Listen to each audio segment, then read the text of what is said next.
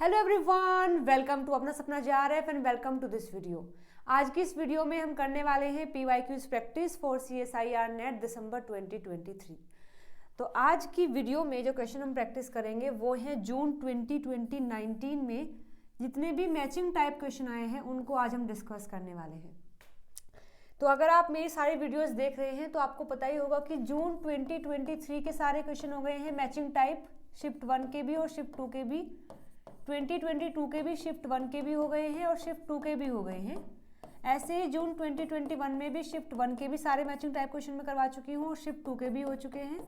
ऐसे ही जून 2020 में भी शिफ्ट 1 और शिफ्ट 2 दोनों के सारे क्वेश्चन हो गए हैं। आज हम पढ़ने वाले हैं 2019 का पेपर जो जून में हुआ था। ठीक है, इस पेपर में कितने मैचिंग टाइप क्वेश्चन हैं और कौन कौन से हैं वो हम आज करने वाले हैं। ठीक है, चलिए देखते हैं कि अपना सबसे पहला क्वेश्चन कौन सा है। तो देखिए ये क्वेश्चन आया है यूनिट नंबर 1 से, यानी कि बायोकेमिस्ट्री से। तो ये क्वेश्चन है यूनिट नंबर 1 बायोकेमिस्ट्री से। यहाँ आपको कॉलम ए के अंदर दिया है कोएंजाइम का नाम और कॉलम बी के अंदर दिया है कि ये जो कोएंजाइम है ये क्या करता है, कौन से ग्रुप को ट्रांसफर करता है। आपको मैच करके बताना है कि कौन सा आंसर यहाँ पर सही होगा। ठीक है, तो अगर आप जानते हैं कोएंजाइम्स क्या होते हैं, जो एंजाइम्स होते हैं वो बने होंगे प्रोटीन से और कुछ एंजाइम होते हैं जिनको एक्टिवेट करने के लिए कोई और नॉन प्रोटीन ग्रुप भी होता है। तो वो नॉन प्रोटीन ग्रुप को हम कोफैक्टर बोलते हैं और अगर वो कोफैक्टर वाइटामिन्स होते हैं तो उनको हम कोएंजाइम्स बोल देते हैं। तो एंजाइम क्या होते हैं, प्रोटीन से बने हैं और नॉन प्रोटीन जैसे कि कोएंजाइम। तो ये कोएंजाइम स्पेसिफिकली इस प्रोटीन की हेल्प करते हैं इसका काम करने में। तो आपसे पूछा है कि कौन सा कोएंजाइम कौन से ग्रुप को ट्रांसफर करता है, ये आपको बताना है। ठीक है, तो देखो इसके लिए आपको ये टेबल लर्न करनी पड़ेगी। यहाँ विटामिन का नाम दिया है, यहाँ उनका कोएंजाइम मतलब विटामिन का कौन सा फॉर्म कोएंजाइम की तरह एक्ट करता है और क्या काम करता है ये यहाँ पर दिया हुआ है। ठीक है, तो विटामिन B6 जो होती है उसकी एक्टिव फॉर्म है पायरिडॉक्सिल फॉस्फेट।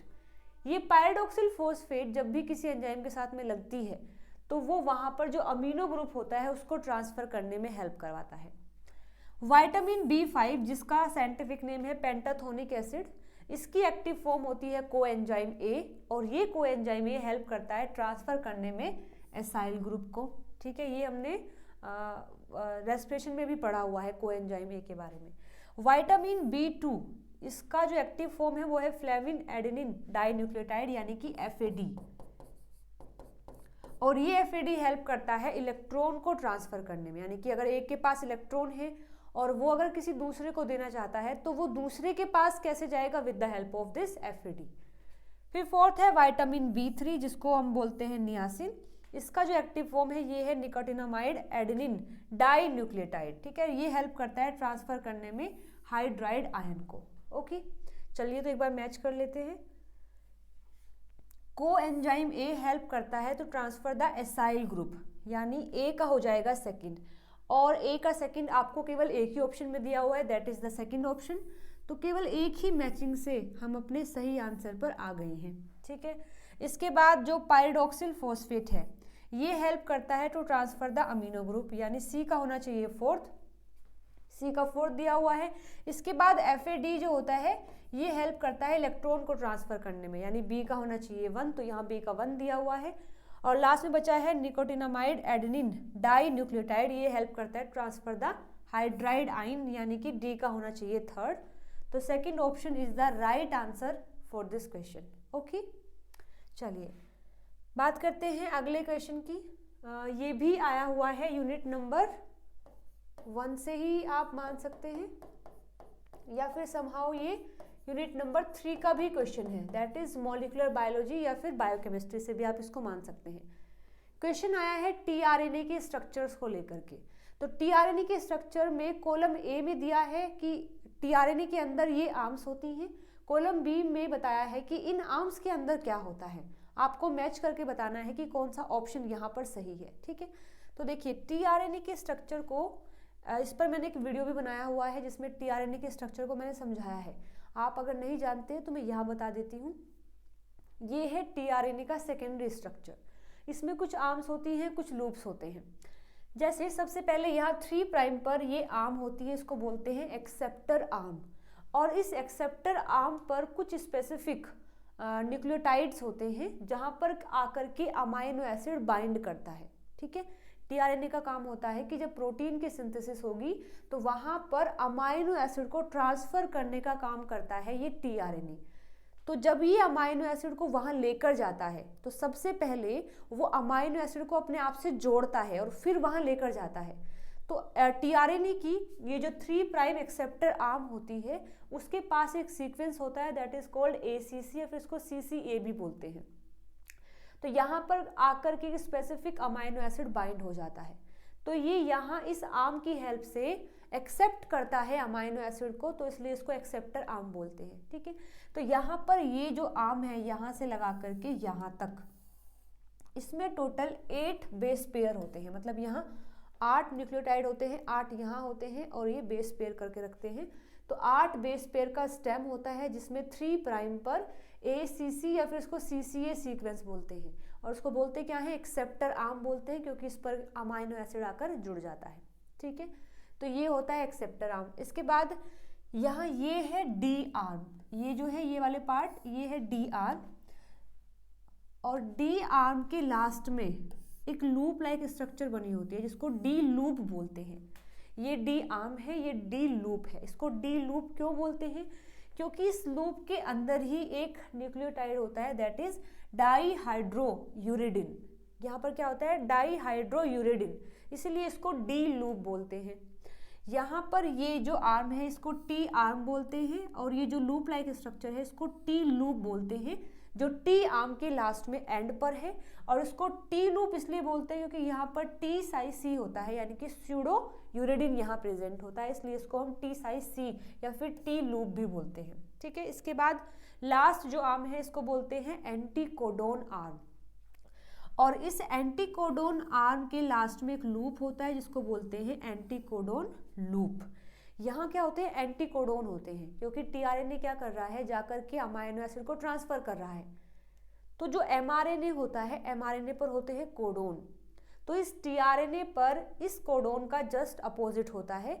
तो अगर मानो ये कोडोन जो है ग्लाइसिन को कोड करता है, मतलब जैसे AGU है, ये कोड करता है सेरीन को।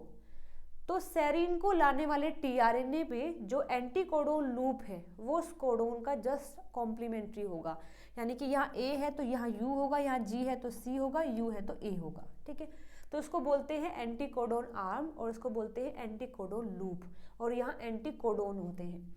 तो ये जो आर्म होता है उसमें ये एंटीकोडोन आर्म होती है और ये 5 बेस पेयर से बनी होती है। मतलब यहाँ पर टोटल 5 बेस पेयर होते हैं जिससे कि पूरी आर्म बनी होती है। ओके, चलिए तो मैच कर लेते हैं एक बार। एक्सेप्टर आर्म ये क्या करता है, 7 बेस पेयर स्टेम होता है और उसके पास CCA सीक्वेंस होता है। तो यानी A का हो जाएगा सेकंड। A का सेकंड हमें 2 ऑप्शन में दिया है, फर्स्ट में और फोर्थ में। तो यानी मैं सेकंड को कट कर सकती हूँ और 3 को कट कर सकती हूँ। Okay, after that anticodon arm होता है जो 5 बेस पेयर स्टेम से मिलकर बना है। तो B का हो जाएगा थर्ड, और B का थर्ड दिया है मुझे केवल फोर्थ ऑप्शन में, यानी मैं फर्स्ट को भी कट कर सकती हूँ। इसके बाद टी साई सी आर्म में क्या होता है, सूडोयूरिडिन होता है, यानी C का हो जाएगा फोर्थ, C का फोर्थ है। और D आर्म में होता है डाईहाइड्रोयूरिडिन, यानी D का हो जाएगा 1। तो यानी fourth option is the right answer for this question. Okay, चलिए बढ़ते हैं अपने अगले क्वेश्चन पर।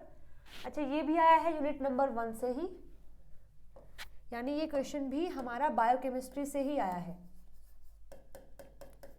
ये क्वेश्चन है प्रोटीन की फोल्डिंग के रिगार्ड में, यानी कि जब एक प्रोटीन बनता है और बनने के बाद वो फोल्ड होकर अपनी नेटिव स्ट्रक्चर में आता है, उस दौरान और कौन कौन से स्ट्रक्चर्स होती हैं या स्टेट होती हैं, ये आपको बताना है। ठीक है, तो यहाँ पर जो डायग्राम दिया है ये बता रहा है कि यहाँ पर तो है एनर्जी, मतलब ये दिखा रहा है इंक्रीजिंग एनर्जी है, और यहाँ ये डाउन साइड दिखा रहा है percentage of protein in conformation, मतलब कि जो प्रोटीन है वो अपनी कन्फर्मेशन में आ रहा है अगर जैसे जैसे हम नीचे मूव कर रहे हैं। और एनर्जी जैसे जैसे हम नीचे मूव करते हैं एनर्जी कम होती है, और जैसे जैसे ये कन्फर्मेशन हटती है ऐसे ऐसे एनर्जी इंक्रीज होती है, डायग्राम में बताया हुआ है। और फिर आपसे पूछा है कि यहाँ पर ए क्या रिप्रेजेंट कर रहा है, बी क्या रिप्रेजेंट कर रहा है, सी क्या रिप्रेजेंट कर रहा है और डी क्या रिप्रेजेंट कर रहा है, आपको मैच करके बताना है। ठीक है, ओके। तो देखिए सेम डायग्राम आपको उस क्वेश्चन में भी दिया है और इसी से मैं आपको एक्सप्लेन करने वाली हूँ। तो यहाँ पर ये जो डायग्राम है इसको बोलते हैं फ्री एनर्जी फनल मॉडल। मतलब जब एक प्रोटीन अपने आप को फोल्ड कर रहा होता है तो वहाँ पर जो फ्री एनर्जी होती है वो किस तरीके से काम करेगी, तो फ्री एनर्जी को दिखाने के लिए एक फनल मॉडल को रिप्रेजेंट किया गया है। जैसे फनल क्या होती है, यहाँ से वाइड होती है, नैरो होती है, तो ये फनल मॉडल दिखाया गया है। इसमें क्या बताते हैं कि स्टार्टिंग में जब प्रोटीन बनता है तो वहाँ पर एंट्रोपी ज़्यादा होती है। एंट्रोपी का मतलब होता है रैंडमनेस, क्योंकि अभी प्रोटीन बना ही है, अपनी कन्फर्मेशन में नहीं आया है, फंक्शनल नहीं हुआ है, तो फिलहाल रैंडमनेस बहुत ज़्यादा है, मतलब डिस्टर्बेंस ज़्यादा है, क्योंकि अभी तक कंप्लीट स्ट्रक्चर नहीं फॉर्म हो पाई है जिस फॉर्म में उसको रहना है।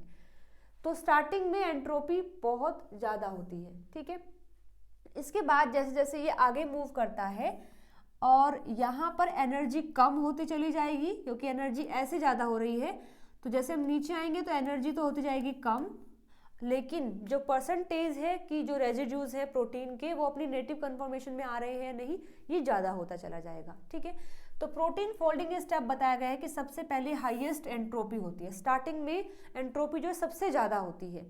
फिर जब वो आगे मूव करता है तो वो आता है मोल्टन ग्लोब्यूल स्टेट में, यानी थोड़ा सा अपने कन्फर्मेशन को उसने एक्वायर कर लिया है, यानी कि अगर ये प्राइमरी मानते हैं तो ये सेकेंडरी तक पहुंच गया है at the molten globular stage. जैसे आगे मूव करता है तो फिर आता है डिस्क्रीट फोल्डिंग इंटरमीडिएट, जैसे कि सेकेंडरी में भी जो अल्फा हेलिक्स होता है, बीटा प्लेटेड होती हैं, यहाँ तक वो पहुँच गया है, और लास्ट में वो आ गया है अपनी नेटिव स्ट्रक्चर्स पर, यानी कि अगर वो टर्शरी फॉर्म में काम करता है तो टर्शरी फॉर्म में आ गया है, अगर वो क्वाटरनरी पे काम करता है तो क्वाटरनरी में आ गया है। मतलब ये ऐसी फाइनल स्ट्रक्चर है जिस पर आकर के वो प्रोटीन काम करेगा। ठीक है, तो यहाँ हाईएस्ट एंट्रोपी है, ये मोल्टन ग्लोब्यूल स्टेट है, इसके बाद यहाँ पर आता है डिस्क्रीट फोल्डिंग इंटरमीडिएट, और लास्ट में ये जो पॉइंट है ये दिखाता है नेटिव स्ट्रक्चर्स को, जिसमें एनर्जी सबसे कम होगी, और एनर्जी जितनी कम होती है उतना ही स्टेबल स्ट्रक्चर होता है। तो यहाँ तक आने पर प्रोटीन की जो स्ट्रक्चर है वो बिल्कुल स्टेबल हो जाती है, काम करने के लिए पूरी फंक्शनल हो जाती है। ठीक है, चलिए तो उसको देख लेते हैं। ए पर क्या होगा, हाईएस्ट एंट्रोपी होगा, मतलब स्ट्रक्चर विद हाईएस्ट एंट्रोपी, यानी कि ए का क्या हो जाएगा, सेकंड। ए क्या रिप्रेजेंट कर रहा है, सेकंड पॉइंट को, तो ए का है सेकंड, और देखो ए का सेकंड केवल हमें एक ही ऑप्शन में दिया हुआ है, यानी कि एक ही मैचिंग से हम अपने सही क्वेश्चन पर आंसर पर आ गए हैं। बी वाली फॉर्म क्या बताती है, बी बताता है मोल्टन ग्लोब्यूल्स, यानी बी का हो जाएगा थर्ड, बी का थर्ड दिया हुआ है। ओके, सी हमें क्या बताता है, डिस्क्रीट फोल्डिंग इंटरमीडिएट, तो सी का हो जाएगा फोर्थ, सी का फोर्थ है, और डी बता रहा है हमें नेटिव स्ट्रक्चर्स, तो डी का हो जाएगा 1, यानी कि इस क्वेश्चन के लिए हमारा सही आंसर हो जाएगा द फर्स्ट ऑप्शन। ओके, चलिए बढ़ते हैं अपने अगले क्वेश्चन पर। ये क्वेश्चन आया है यूनिट नंबर 2, यानी कि सेल बायोलॉजी से क्वेश्चन आया है, और आपसे पूछा है सेल बायोलॉजी में जब अलग अलग ऑर्गेनेल्स के पास प्रोटीन ट्रांसफर होता है, तो जब प्रोटीन बनता है स्टार्टिंग में तो उस प्रोटीन को नहीं पता है उसे कहाँ जाना है, कि उसको न्यूक्लियस में जाना है या माइटोकॉन्ड्रिया में जाना है, क्लोरोप्लास्ट में जाना है, साइटोप्लाज्म में रहना है, पेरोक्सोम में जाना है, कहाँ जाना है, वो उसको कैसे पता लगता है, वो प्रोटीन पर कुछ सीक्वेंस आ जाते हैं। अब वो सीक्वेंस एक्ट करते हैं एज अ सिग्नल की तरह, मतलब उस प्रोटीन को सिग्नल मिलता है कि अगर मेरे पास ये सीक्वेंस है, स्पेसिफिक ये सीक्वेंस है, तो मुझे वहाँ जाना है। तो इस क्वेश्चन में आपसे ये पूछा है, कॉलम ए के अंदर दिया है ऑर्गेनेल्स का नाम, और कॉलम बी के अंदर दिया है कि उनके पास क्या सिग्नल होना चाहिए अगर किसी प्रोटीन को जाना है लाइसोसोम के अंदर, तो उसके पास इन चारों में से कौन सा सिग्नल होना चाहिए। अगर उसको जाना है माइटोकॉन्ड्रिया में तो कौन सा सिग्नल होना चाहिए, अगर जाना है न्यूक्लियस में तो कौन सा सिग्नल होना चाहिए, अगर जाना है पेरोक्सोम में तो इनमें से कौन सा सिग्नल उस प्रोटीन के पास होना चाहिए, ये हमसे क्वेश्चन में पूछा हुआ है। ठीक है, बात कर लेते हैं यहाँ एक टेबल की हेल्प से। ऑर्गेनेल्स हैं, यहाँ बताया है आपको सिग्नल। तो अगर किसी प्रोटीन को जाना है लाइसोसोम के अंदर तो उसके पास मैनोज 6 फॉस्फेट होना चाहिए। उस प्रोटीन के पास क्या होना चाहिए, मैनोज 6 फॉस्फेट होना चाहिए। तो फॉर श्योर हो जाएगा कि वो प्रोटीन अब लाइसोसोम के अंदर ही जाएगा। अगर प्रोटीन को जाना है माइटोकॉन्ड्रिया के अंदर, तो उसके पास एन टर्मिनल पर उसके पास लाइसिन और आर्जिनिन होने चाहिए। ठीक है, एन टर्मिनल पर जो एम्पीपैथिक हेलिक्स है, एम्पीपैथिक जो अल्फा हेलिक्स है, उसमें लाइसिन और जो आर्जिनिन अमाइनो एसिड है वो ज़्यादा होने चाहिए। तो वो प्रोटीन जाएगा माइटोकॉन्ड्रिया के अंदर। और अगर हमें कोई प्रोटीन न्यूक्लियस के अंदर ट्रांसफर करना है तो उस प्रोटीन पर स्ट्रेच होने चाहिए लाइसिन के और आर्जिनिन के। देखो दोनों में डिफरेंस क्या है, यहाँ पर जो प्रोटीन है माइटोकॉन्ड्रिया के अंदर जो जा रहा है उसमें देखो जैसे ये प्रोटीन है, ये एन टर्मिनल है और ये सी है, तो केवल एन पर ही होता है लाइसिन आर्जिनिन इस तरीके से। लेकिन जो प्रोटीन जाएगा न्यूक्लियस में उसमें क्या होगा, जैसे ये यहाँ से स्टार्ट किया, ये सी है, यहाँ लाइसिन है, आर्जिनिन है, लाइसिन है, आर्जिनिन है, उसके बाद फिर कोई और सीक्वेंस हो सकता है, फिर लाइसिन आर्जिनिन, फिर कोई सीक्वेंस, फिर आर्जिनिन लाइसिन, फिर आर्जिनिन लाइसिन, फिर कोई सीक्वेंस। मतलब न्यूक्लियस में जाने वाले प्रोटीन के पास भी लाइसिन और आर्जिनिन ही होते हैं, लेकिन वो स्ट्रेच की फॉर्म में होते हैं। जबकि जो माइटोकॉन्ड्रिया के अंदर जाएगा उसके पास भी लाइसिन आर्जिनिन ही होंगे, लेकिन वो सारे एक ही जगह पर होंगे जो कि है एन टर्मिनल, वो बीच बीच में कहीं नहीं मिलेंगे। ठीक है, तो ये हो जाएगा न्यूक्लियस के लिए। पेरोक्सिसोम में जो जाएगा उसके पास होना चाहिए सी टर्मिनल पर ट्राईपेप्टाइड। कौन कौन सा, सेरीन, लाइसिन एंड ल्यूसिन, ये मतलब कि 3 अमाइनो एसिड होने चाहिए सी टर्मिनल पर। अगर ऐसा है तो वो प्रोटीन जाएगा पेरोक्सिसोम में। ओके, चलिए एक बार मैच कर लेते हैं। तो अगर हमें पहुंचाना है प्रोटीन को लाइसोसोम में तो उसके पास होना चाहिए मैनोज 6 फॉस्फेट, यानी ए का हो जाएगा 4th। और ए का 4th मुझे 2 ऑप्शन में दिया है, 3rd में और 4th में, यानी फर्स्ट को भी मैं कट कर सकती हूँ और सेकंड को भी। ओके, माइटोकॉन्ड्रिया में अगर जाना है तो क्या होना चाहिए, एन टर्मिनल पर लाइसिन आर्जिनिन, यानी बी का हो जाएगा 3rd। बी का 3rd भी दोनों में दिया है। ठीक है, अगर पहुंचाना है न्यूक्लियस में तो उसके पास स्ट्रेच होने चाहिए लाइसिन के आर्जिनिन के, यानी सी का हो जाएगा 1। सी का 1 हमें केवल दिया है 3rd ऑप्शन में, यानी मैं 4th को भी कट कर सकती हूँ। लास्ट में बचा है पेरोक्सिसोम, उसके पास होना चाहिए सी टर्मिनल पर ट्राईपेप्टाइड, यानी SKL, सेरीन, लाइसिन और ल्यूसिन। तो डी का हो जाएगा 2nd, यानी कि 3rd option is the right answer for this question. Okay, चलिए बात करते हैं अपने अगले क्वेश्चन की।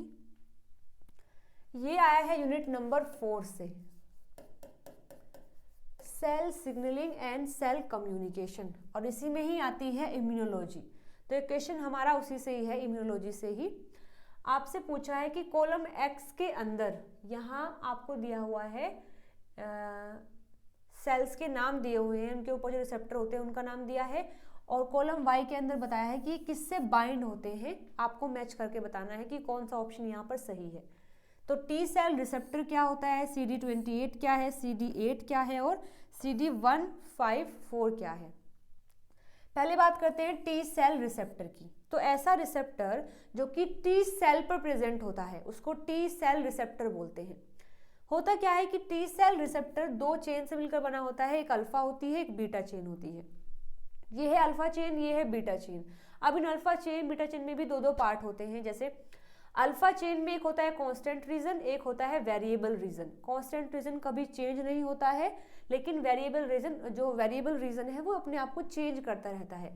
ऐसे ही जो बीटा चेन है उसके अंदर भी एक कांस्टेंट रीजन होता है, एक होता है वेरिएबल रीजन, जिसको हम CB और VB से करेंगे, इसको CA और VA से लिखेंगे। तो T cell receptor T cell के सरफेस पर मिलता है, 2 चेन से मिलकर बना है, एक होती है अल्फा चेन, एक होती है बीटा चेन। दोनों चेन में 2 आर्म्स होती हैं, एक होता है वेरिएबल, एक होता है कांस्टेंट। ओके, चलिए तो एक बार मैच कर लेते हैं। टी सेल रिसेप्टर क्या है, consist of polypeptide chain alpha and beta and some consist of polypeptide chain gamma and delta. मतलब किसी में अल्फा बीटा चेन होती है और किसी किसी में वो गामा डेल्टा भी हो जाती है, यानी ए का हो जाएगा 4th। और ए का 4th हमें दिया है 2 ऑप्शन में, 2nd में और 4th में। यानी मैं थर्ड को कट कर सकती हूँ और फर्स्ट को भी कट कर सकती हूँ। ओके, बात करते हैं आगे CD28 की। CD28 का रोल कहाँ होता है, एक मिनट रुकिएगा, CD28 और CD8, ठीक है।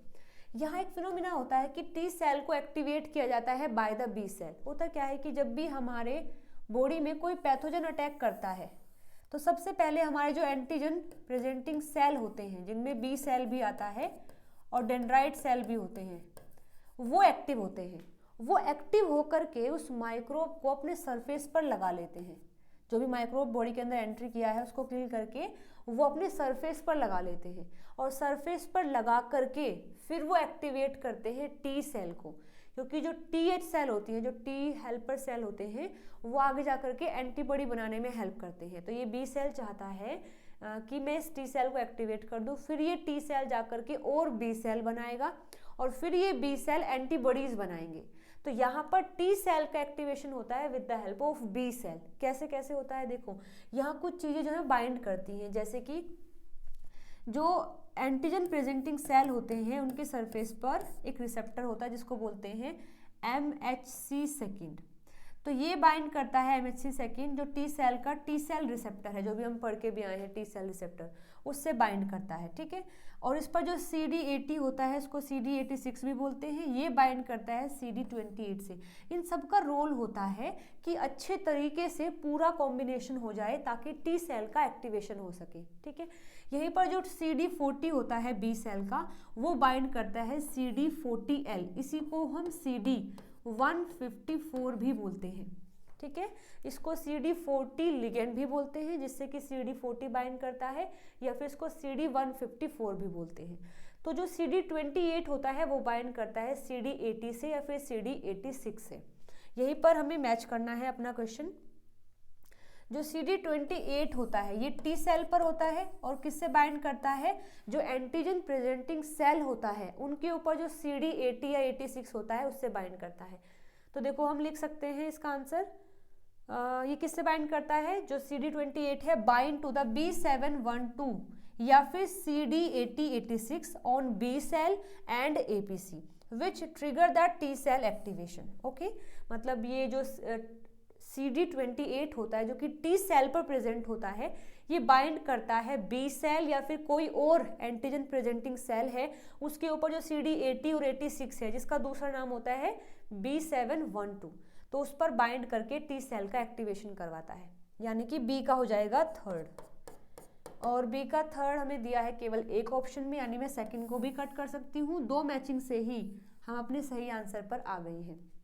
ओके, CD154 अभी देख के भी आए हैं। CD154 किससे बाइंड करता है, बाइंड करता है CD40 से, जो कि बी सेल पर है या फिर कोई भी एंटीजन प्रेजेंटिंग सेल पर है। देखो यहाँ एंटीजन प्रेजेंटिंग सेल या फिर बी सेल हो सकता है, उसके ऊपर जो CD40 है वो बाइंड करता है CD154 से, जिसको हम CD40L भी बोलते हैं, ठीक है।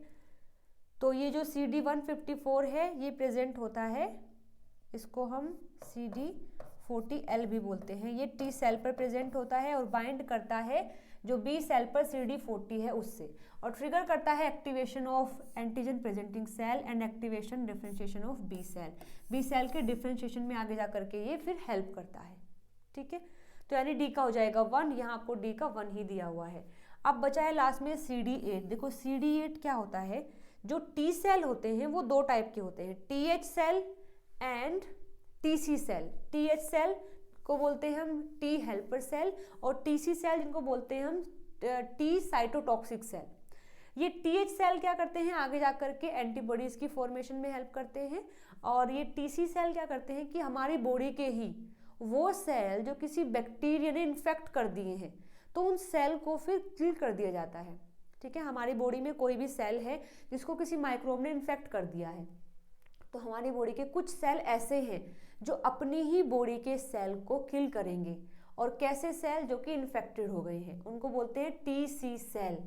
ओके, TC सेल क्या है, जो कि अपने ही बॉडी के ऐसे सेल को किल करेगा जो कि इन्फेक्टेड हो गए हैं, तो वो काम होता है TC सेल का। अब जो अच्छा फर्क क्या होता है दोनों में, जो TH सेल होते हैं उनके पास तो होता है CD4, और जो टीसी सेल होते हैं उनके पास होता है CD8, और CD8 बाइंड करता है MHC1 से, मतलब हमारी बॉडी के अंदर जितने भी सेल हैं जिनमें भी न्यूक्लियस है उन सभी के सरफेस पर MHC1 होता है। और जो एंटीजन प्रेजेंटिंग सेल होते हैं, जैसे मैंने आपको बताया था अभी बी सेल होते हैं, डेंड्राइट सेल होते हैं, उनके सरफेस पर MHC1 भी होता है और MHC2 भी होता है। तो यहाँ पर ये जो TC सेल होते हैं ये बाइंड करते हैं जो एंटीजन प्रेजेंटिंग सेल है या फिर जो नॉर्मल सेल है उनके MHC1 से, जबकि जो TH सेल होता है ये बाइंड करता है MHC2 पर, जो कि केवल एंटीजन प्रेजेंटिंग सेल में ही होता है। ओके, तो क्वेश्चन में हमसे पूछा है कि CD8 क्या करता है। CD8 बाइंड करता है MHC1 से। ओके, एक बार चलिए इसको मैच कर लेते हैं। जो CD8 होता है बाइंड करता है MHC क्लास 1 से molecule and restrict the T cytotoxic cell to recognise only peptide presented on MHC class 1। मतलब इसका ये बताया गया है कि ये MHC1 से बाइंड करके आगे हेल्प करता है चीज़ों को ऑपरेट करने में। तो यानी हमारा सी का हो जाएगा सेकंड। तो fourth option is the right answer. Okay,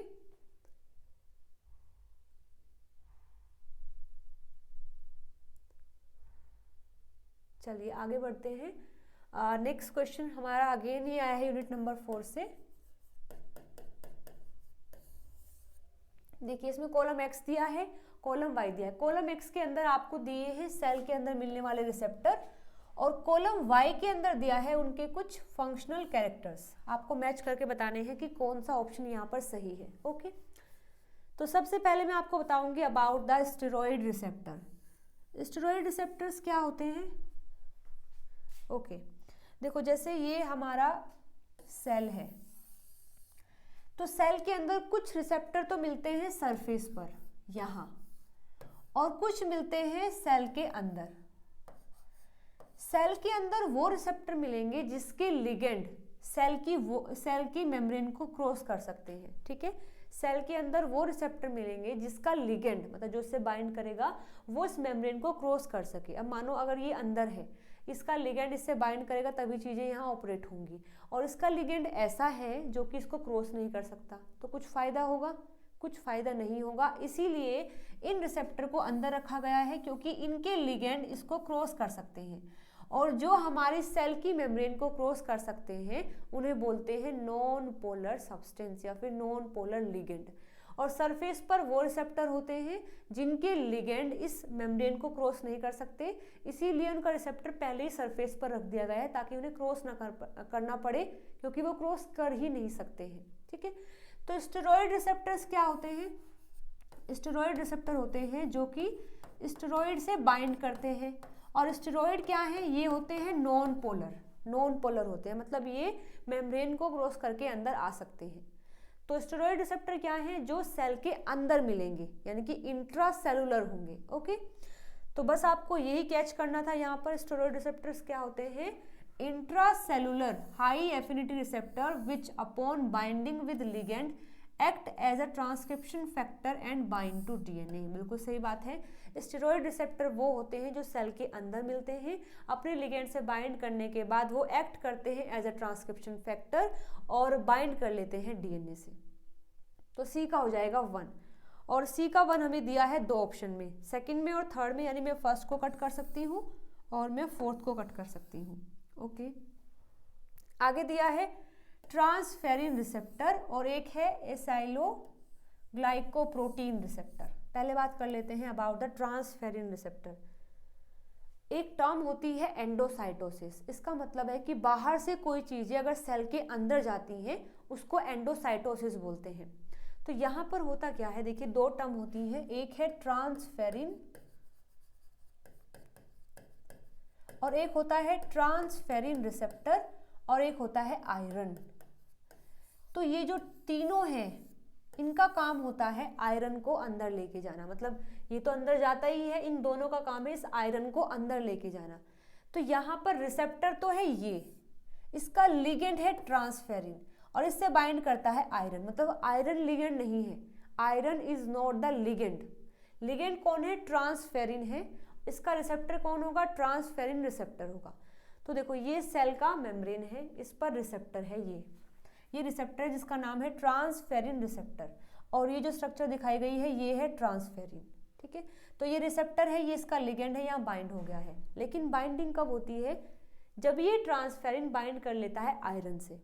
तो सबसे पहले ये ट्रांसफेरिन बाइंड करता है आयरन से, और फिर ये बाइंड करते हैं अपने रिसेप्टर से। मतलब ट्रांसफेरिन पहले बाइंड करेगा आयरन से और फिर बाइंड करेगा अपने रिसेप्टर से। तो यहाँ पर ये पूरा कॉम्बिनेशन बन गया है। ये ट्रांसफेरिन रिसेप्टर, ये इसका लिगेंड ट्रांसफेरिन, और उससे जुड़ा है आयरन।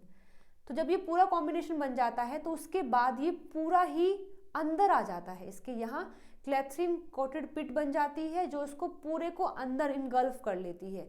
मतलब इसमें रिसेप्टर भी है, ट्रांसफेरिन भी है और आयरन भी है, ये तीनों आ जाते हैं। तीनों आने के बाद यहाँ पर हो जाती है एसिडिक कंडीशन, मतलब पीएच लो हो जाता है, जिससे क्या होगा कि आयरन जो है वो ट्रांसफेरिन से हट जाएगा, अलग हो जाएगा। जैसे ही आयरन यहाँ से अलग होता है, ट्रांसफेरिन से हटता है, तो वो सेल के अंदर आ जाता है और सेल में जो भी इसका काम है वो काम कर लिया जाता है। बाकी अब कौन बचा? रिसेप्टर और लिगेंड, दोनों बच गए हैं। अब वो रिसेप्टर और लिगेंड दोनों बाहर आ जाते हैं। मतलब पहले थे, आयरन बाइंड किया, अंदर आए, आयरन अलग हो गया, दोनों रिसेप्टर भी और लिगेंड भी दोनों बाहर चले गए हैं। तो ये होता है ट्रांसफेरिन वाला मैकेनिज्म की कैसे चीजें मूव करती हैं। ठीक है, चलिए तो एक बार मैच कर लेते हैं। ठीक है, मैं पहले आपको ये बता देती हूँ, उसके बाद फिर मैच करेंगे। नेक्स्ट है हमारा एसाइलोग्लाइकोप्रोटीन रिसेप्टर। देखो इसमें क्या होता है, यहाँ पर ये है एसाइलोग्लाइकोप्रोटीन रिसेप्टर जो अपने लिगेंड से बाइंड कर रहा है। जैसे ही बाइंड कर लेते हैं तो यहाँ पर भी एंडोसाइटोसिस होती है। जैसे हमने पहले देखा है कि चीजें रिसेप्टर के साथ में ही अंदर आ जाती हैं। तो यहाँ पर ये रिसेप्टर है, ये इसका लिगेंड है, दोनों एज इट इज अंदर आ गए हैं, लिगेंड भी और रिसेप्टर भी। अंदर आने के बाद क्या होता है कि ये जाते हैं एंडोजोम में, यानी कि यहाँ पर भी जो पीएच है वो लो हो जाता है, कंडीशन एसिडिक हो जाती है। तो यहाँ पर एंडोजोम में आने के बाद ये रिसेप्टर अलग हो जाता है और जो लिगेंड है वो अलग हो जाता है। देखो रिसेप्टर, ये वाला पार्ट है रिसेप्टर का, यहाँ ये, ठीक है, ये है खाली रिसेप्टर। तो ये रिसेप्टर अलग हो गया है और लिगेंड वाला पार्ट जो है ये अलग आ गया है। उसके बाद रिसेप्टर फिर से बाहर चला जाता है और लिगेंड को आगे फिर कन्वर्ट करके यूज कर लिया जाता है। ठीक है, तो डिफरेंस क्या है ट्रांसफेरिन में और यहाँ पर? ट्रांसफेरिन में लिगेंड और रिसेप्टर दोनों बाहर जाते हैं, जबकि यहाँ पर दोनों अंदर तो आते हैं एक साथ, लेकिन बाहर केवल रिसेप्टर जाता है, लिगेंड यहीं पर रहता है। जबकि ट्रांसफेरिन में दोनों, ट्रांसफेरिन रिसेप्टर भी और उसका लिगेंड भी दोनों बाहर जा रहे थे, केवल आयरन को अंदर छोड़ के गए थे। ठीक है, तो ये मेन डिफरेंस है दोनों के अंदर। अब देखिए जो एसाइलोग्लाइकोप्रोटीन रिसेप्टर है इसको हम किससे बाइंड करेंगे? ये एक एक्स्ट्रा सेलुलर रिसेप्टर है exactly, which upon binding with ligand is subjected to endocytosis. Receptor ligand complex accumulate in acidic endosome, जिसको CURL बोलते हैं, जिसका मतलब होता है compartment of uncoupling of receptor and ligand. Deliver the cargo receptor ligand complex recycle back to cell surface and the ligand dissociate. इसमें क्या लिखा है कि सबसे पहले ये क्या है, एक ऐसा रिसेप्टर है जो कि सेल के बाहर होता है। जैसे वो अपने लिगेंड से बाइंड कर लेता है तो उसका एंडोसाइटोसिस हो जाता है, बिल्कुल ठीक है। जब रिसेप्टर लिगेंड का कॉम्प्लेक्स अंदर आता है तो उसमें अलग कर दी जाती हैं चीजें। और देखो यहाँ पर लिखा क्या है कि अनकपलिंग रिसेप्टर लिगेंड, फिर लिखा है कि डिलीवर कर देते हैं कार्गो। कार्गो कौन है यहाँ पर? आयरन। आयरन को अलग कर देते हैं और रिसेप्टर और लिगेंड का जो कॉम्प्लेक्स है वो रिसाइकिल हो जाता है अगेन सेल सरफेस पर। तो जहाँ रिसेप्टर और लिगेंड दोनों बाहर जा रहे थे वो कौन सा फिनोमिना था? ट्रांसफेरिन वाला। यानी बी का क्या हो जाएगा? बी का हो जाएगा, ये कौन सा है? सेकंड। बी का हो जाएगा सेकंड। ठीक है, ओके। तो बी का सेकंड दिया है हमें थर्ड ऑप्शन में, तो मैं सेकंड को भी कट कर सकती हूँ। अब देखिए एसाइलोग्लाइकोप्रोटीन रिसेप्टर क्या है? ये भी एक ऐसा रिसेप्टर है जो सेल के बाहर मिलता है। जैसे उससे लिगेंड बाइंड करता है तो उसका एंडोसाइटोसिस हो जाता है, बिल्कुल ऐसा ही होता है।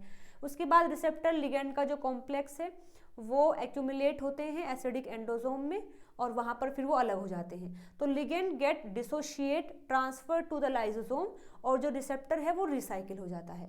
तो इस केस में तो केवल रिसेप्टर रिसाइकिल होता है, लेकिन यहाँ इस केस में रिसेप्टर और लिगेंड दोनों ही रिसाइकिल होते हैं। तो यानी ए का हो जाएगा थर्ड।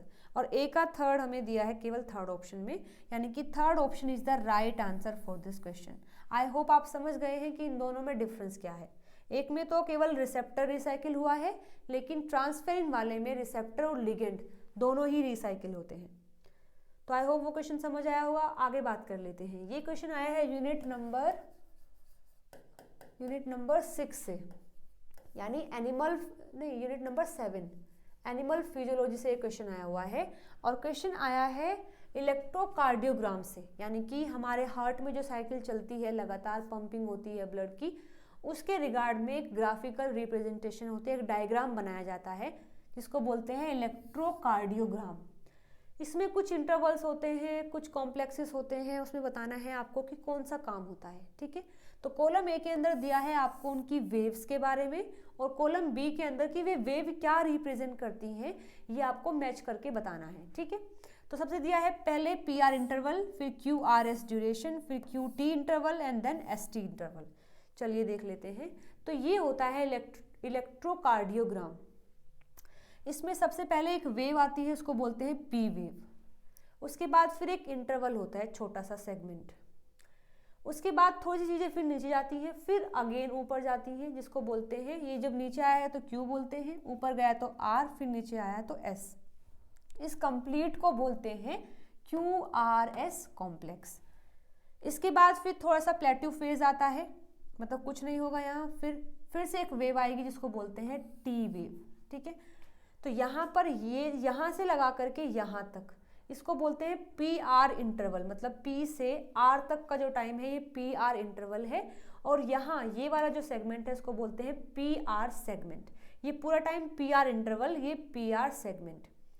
इसके बाद यहाँ से लगाकर यहाँ तक ये है एस टी सेगमेंट, और यहाँ से लगाकर यहाँ तक ये है क्यू टी इंटरवल। ओके, तो इसमें ये जो पी वेव होती है, ये जो वेव आई है ऊपर, ये रिप्रेजेंट करती है कि यहाँ पर जो एट्रिया होती हैं, हमारे हार्ट में जो एट्रिया वेंट्रिकल्स होती हैं, तो पी वेव बताती है कि जब भी पी वेव आएगी तो मतलब हार्ट के अंदर जो एट्रियम है उनका डीपोलराइजेशन हुआ है, मतलब वो कॉन्ट्रैक्ट किए हैं। ठीक है, जब टी वेव आती है और क्यू आर एस कॉम्प्लेक्स आता है, मतलब जब ये वाली वेव आती है क्यू आर एक्स वाली, ये रिप्रेजेंट करती है कि अब जो वेंट्रिकुलर है उनका डीपोलराइजेशन हुआ है, मतलब अब वे कॉन्ट्रैक्ट कर रही हैं। इसके बाद टी वेव क्या बताता है कि टी वेव में क्या है कि अब जो वेंट्रिकुलर है उनका रीपोलराइजेशन है, मतलब वो फ्री हो रही हैं। ठीक है, रिलैक्स हो रही हैं। तो पी वेव बताती है कि जो एट्रियम है वो कॉन्ट्रैक्ट कर रही हैं, क्यू आर एस बताता है कि अब वेंट्रिकल कॉन्ट्रैक्ट कर रही हैं, और टी बताता है कि अब वेंट्रिकल जो है वो रिलैक्स कर रही हैं। ठीक है, तो ये होता है। तो यहाँ पर देखो हम मैच कर लेते हैं। सबसे पहले पी आर इंटरवल, देखो पी क्या है, पी आर क्या है, ये इंटरवल है। तो पी वेव क्या बताता है कि जो एट्रिया हैं उनमें क्या हुआ, डीपोलराइजेशन। और हमें क्यू आर एस क्या बताता है कि हुआ है वेंट्रिकल का मतलब कॉन्ट्रैक्शन। तो ये पी आर इंटरवल बताता है कि इंफॉर्मेशन अब कहाँ से कहाँ जा रही है, पहले एट्रियम का कॉन्ट्रैक्शन हुआ, तो फिर इंफॉर्मेशन गई वेंट्रिकल के पास, तो फिर उनका कॉन्ट्रैक्शन हुआ। तो पी आर इंटरवल हमें बताता है कि पहले एट्रियम का कॉन्ट्रैक्शन हुआ, उसके बाद इंफॉर्मेशन कहाँ गई, वी के पास यानी वेंट्रिकुलर के पास गई, फिर उनका कॉन्ट्रैक्शन हुआ। ठीक है, तो पी आर इंटरवल हमें बताता है एट्रियो वेंट्रिकुलर कंडक्शन, मतलब इंफॉर्मेशन एट्रियम से जा रही है वेंट्रिकुलर के पास, वो होता है पी आर इंटरवल। तो पी आर इंटरवल क्या होगा, एट्रियो वेंट्रिकुलर कंडक्शन, यानी ए का हो जाएगा सेकंड। और ए का सेकंड हमें केवल एक ही ऑप्शन में दिया है, that is the second option, यानी मैं एक ही मैचिंग से अपने सही क्वेश्चन पर आ गई हूँ, सही आंसर पर आ गई हूँ। ठीक है, क्यू आर एस ड्यूरेशन हमें क्या बताता है, जो वेंट्रिकुलर है उनका डीपोलराइजेशन, यानी बी का हो जाएगा थर्ड, बी का थर्ड ही दिया हुआ है। इसके बाद जो क्यू टी इंटरवल होता है, देखो ये क्या बताता है, कौन सा है यहाँ, क्यू और टी इंटरवल हमें क्या बताता है कि जो वेंट्रिकुलर है उनका एक्शन पोटेंशियल चल रहा है, मतलब वेंट्रिकुलर कब काम करेंगी, किस पोटेंशियल पर काम करेंगी, उसको बोलते हैं एक्शन पोटेंशियल। तो यहाँ पर जो वेंट्रिकुलर हैं वो कॉन्ट्रैक्ट कर रही हैं, यानी अपना काम कर रही हैं, तो ये हमें बताता है कि क्यू टी इंटरवल बताता है कि एक्शन पोटेंशियल ऑफ वेंट्रिकुलर। ठीक है, चलिए इसको मैच कर लेते हैं। क्यू टी हमें बताएगा वेंट्रिकुलर का एक्शन पोटेंशियल, यानी सी का हो जाएगा 1, और सी का 1 दिया हुआ है। लास्ट में बचा है डी, ST इंटरवल। ये हमें बताता है एक प्लेट्यू फेज होता है जहां पर जो वेंट्रिकुलर का एक्शन पोटेंशियल है उसके बारे में। मतलब देखो ये कंप्लीट हमें क्या बता रहा है, ये कंप्लीट हमें क्या बता रहा है, वेंट्रिकुलर का एक्शन पोटेंशियल। इसमें ये एक फेज आती है, प्लेट्यू फेज बोलते हैं इसको, जिसमें कुछ काम नहीं हो रहा है। तो ये प्लेट्यू फेज है किसके बीच का, वेंट्रिकुलर के एक्शन पोटेंशियल का प्लेट्यू फेज है। ठीक है, तो यहाँ ये आ जाएगा ST इंटरवल यानी कि 4th। तो डी का आ जाएगा 4th, यानी second option is the right answer for this question. Okay, चलिए बात करते हैं अपने अगले क्वेश्चन की। अच्छा, ये भी आया है यूनिट नंबर 4 से ही, cell communication and cell signalling में जो हम GPCR वाला पाथवे पढ़ते हैं, GPCR वाले पाथवे में ही एक आता है रोडोप्सिन वाला। रोडोप्सिन वाला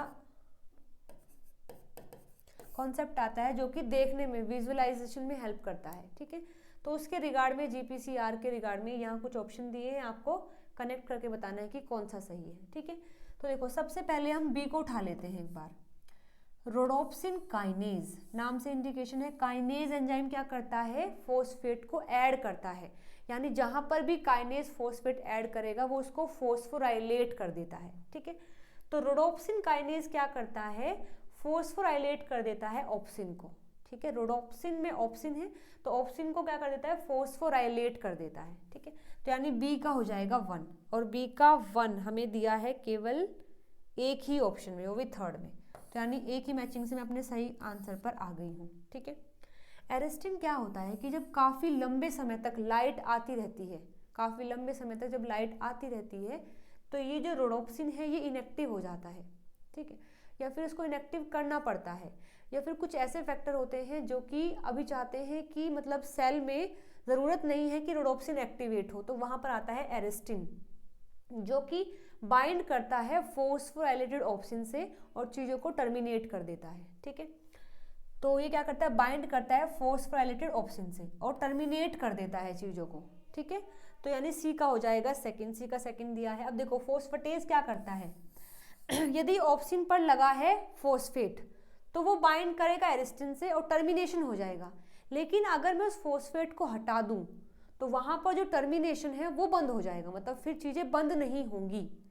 तो फोस्फेट कैसे हटाते हैं, फोस्फेटेज की हेल्प से। तो यहाँ पर फोस्फेटेज क्या करता है, रिवर्स कर देता है टर्मिनेशन प्रोसेस को। मतलब एरिस्टिन जैसे बाइंड करता है फोस्फोराइलेटेड ऑप्सिन से तो टर्मिनेट हो जाता है। अब उस टर्मिनेट को भी रोकने के लिए अगर मैं यहाँ से फोस्फेट हटा देती हूँ तो वो टर्मिनेशन रुक जाएगा।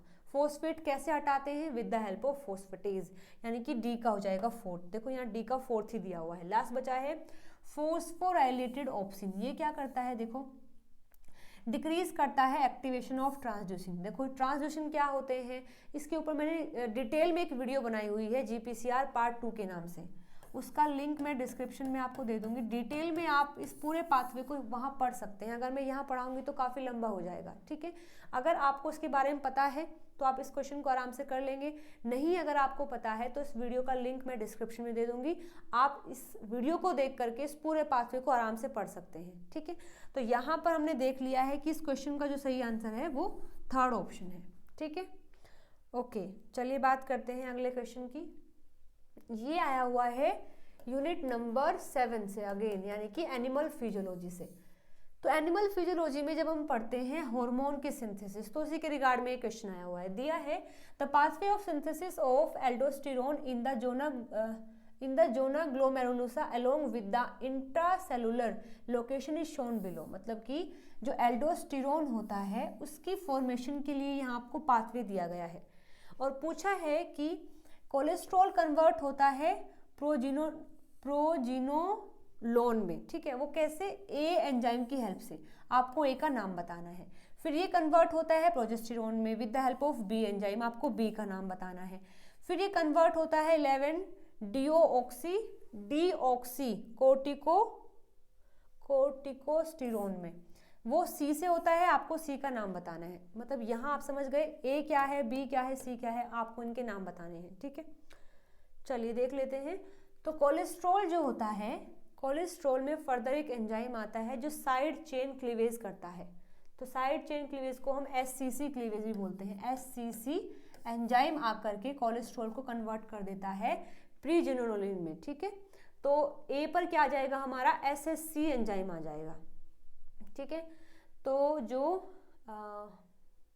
साइड चेन क्लीवेज एंजाइम होता है ये आकर के काम करेगा एट द ए पोजीशन पर। आगे देखते हैं।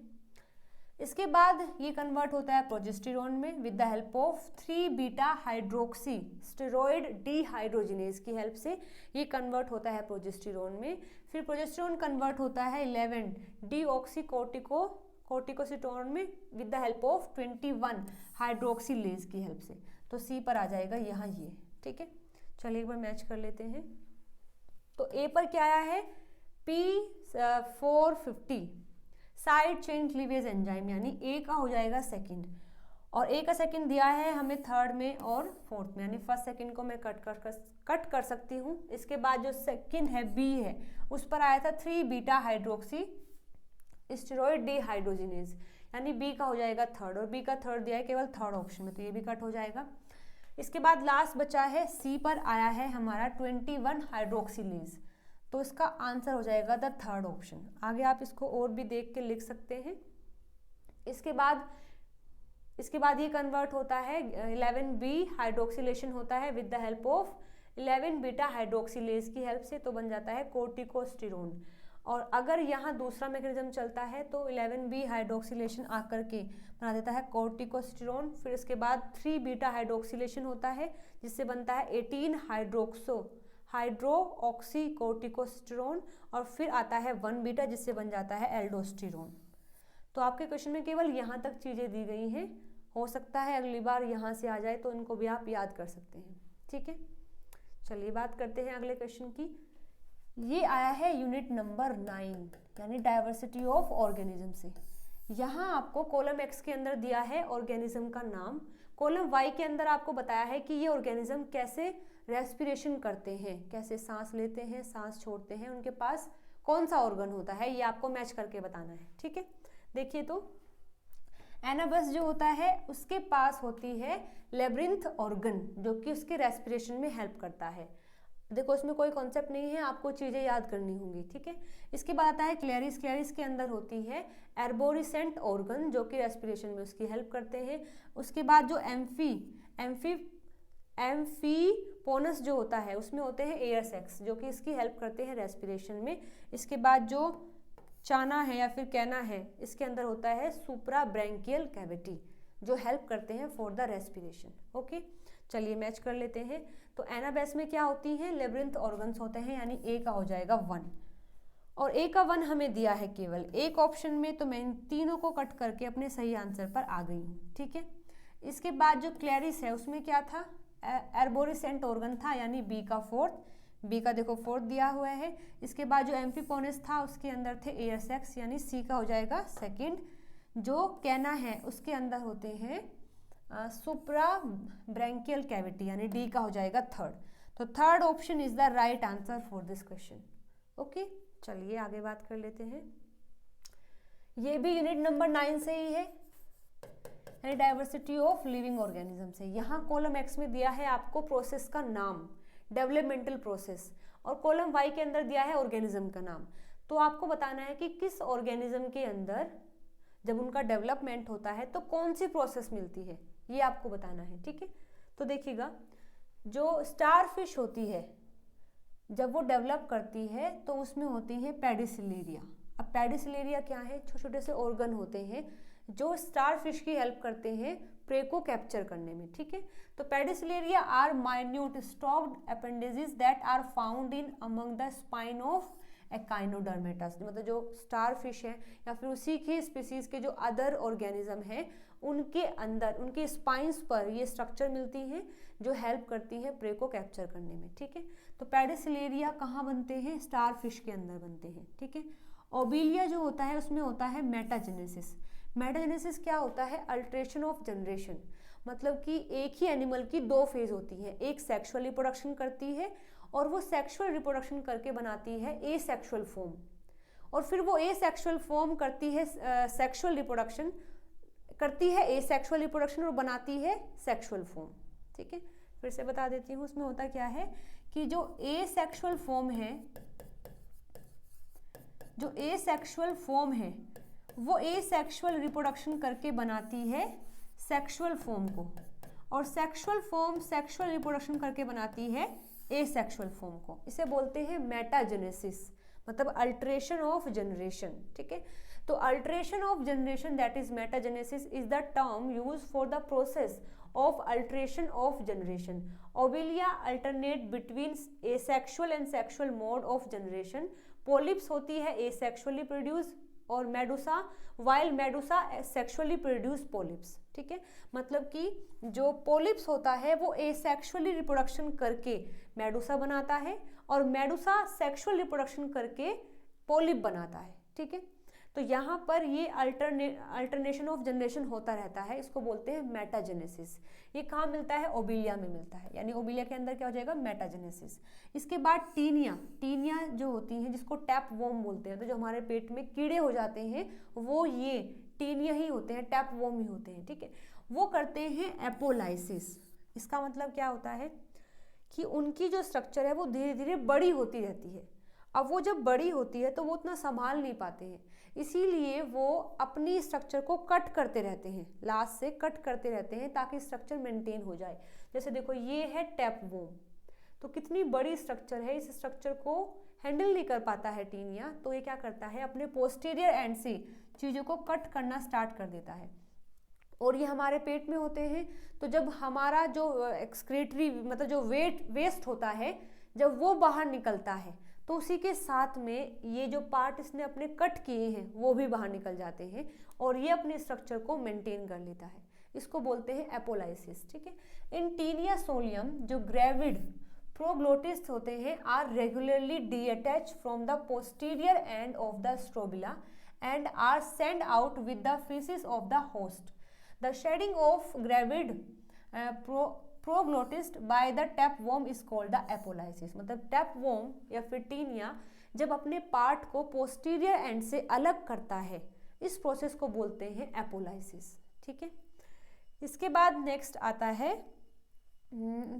एप्पल स्नेल जो करता है टोर्जन। देखो टोर्जन में क्या होता है, ये अपने आप को ट्विस्ट कर लेता है। जैसे आपने स्ट्रक्चर देखी होगी ऐसी कई बार, तो पहले ये सब चीज़ें अंदर होती हैं लेकिन टोर्जन करके वो बाहर निकल के आता है, अपने माउथ को बाहर लेके आ जाता है, इसको बोलते हैं Trojan.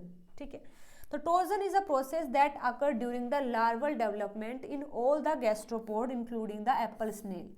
It is a 180 degree rotation of the visceral mass mantle, जो उनके ऊपर ये कवरिंग होती है इसको मेंटल बोलते हैं, and shell with respect to the head and foot of the gastropod. This rotation bring the mental cavity and the anus to an anterior position above the head. ठीक है, ये सब होता है टोर्जन में, तो ये मिलता है एप्पल स्नेल के अंदर। तो देखिए टोर्जन कहाँ मिलता है? एप्पल स्नेल, यानी ए का हो जाएगा फोर्थ, ए का फोर्थ। अगेन हमें ए के ऑप्शन में दिया है। इसके बाद मेटाजेनेसिस होता है ओबिलिया में, यानी बी का सेकंड है। एपोलाइसिस होता है टीनिया में, यानी सी का थर्ड है। और पेडिसिलेरिया मिलते हैं स्टारफिश के अंदर, यानी डी का हो जाएगा 1। तो second option is the right answer for this question. Okay, चलिए बात कर लेते हैं अपने अगले क्वेश्चन की। ये आया है यूनिट नंबर 9 से ही, यूनिट नंबर 9 से ही ये क्वेश्चन आया हुआ है। देखिए इसमें यहाँ आपको दिया है एनाटॉमी का फीचर और यहाँ दिया है प्लांट्स। तो प्लांट्स के नाम दिए हैं, उनके अंदर कौन सी स्ट्रक्चर मिलती है ये आपको बताना है। और किसके रिगार्ड में दिए हैं? स्टील के रिगार्ड में दिए हैं। स्टील क्या होते हैं कि प्लांट के अंदर जो वस्कुलर बंडल होते हैं, मतलब जो फूड को वाटर को ट्रांसपोर्ट करने में हेल्प करते हैं, उनको स्टील बोलते हैं। तो जो एडवांस होते हैं तो वहाँ तो हम जाइलम फ्लोएम या फिर वस्कुलर बंडल बोल देते हैं, लेकिन जब वो फॉर्म हो रहे होते हैं जैसे कि जिम्नोस्पर्म में है या फिर उससे भी नीचे जो हमारे टेरिडोफाइट्स होते हैं वहाँ पर, तो उसको स्टील बोला जाता है। ठीक है, तो उसी के रिगार्ड में आपसे यहाँ क्वेश्चन पूछा हुआ है कि कौन सा किसके अंदर मिलता है। तो देखिए स्टील जो होता है स्टार्टिंग में सबसे पहले बनता है प्रोटोस्टील, ये सबसे इनिशियल फेज होती है। प्रोटोस्टील में क्या होता है कि अंदर होता है जाइलम का पूरा सारा जाइलम होता है, उसके बाहर हमें हर जगह फ्लोएम होता है, इसको बोलते हैं प्रोटोस्टील। फिर आगे ये डिफरेंशिएट होकर 3 पार्ट्स में डिवाइड हो जाती है, मतलब 3 अलग अलग स्ट्रक्चर बन जाती है। यहाँ क्या हुआ, अभी भी जाइलम यहाँ है, फ्लोएम बाहर है, लेकिन जाइलम में क्या हो गई हैं, स्ट्रक्चर्स फॉर्म हो गई हैं, जिसमें यहाँ पर आ गया है दूसरा जाइलम। जाइलम में भी दो टाइप होते हैं, एक होता है प्रोटोजाइलम, मुझे नाम एग्जैक्टली याद नहीं है, दो जाइलम होते हैं, तो उसमें एक यहाँ चला गया है और कुछ बीच में रह गया है। लेकिन यहाँ क्या था, सारा वो बीच में था, फिर थोड़ा बाहर था, और उसके बाद हर जगह फ्लोएम था। ठीक है, ये जो एम्फी, इसको बोलते हैं एक्टिनोस्टील।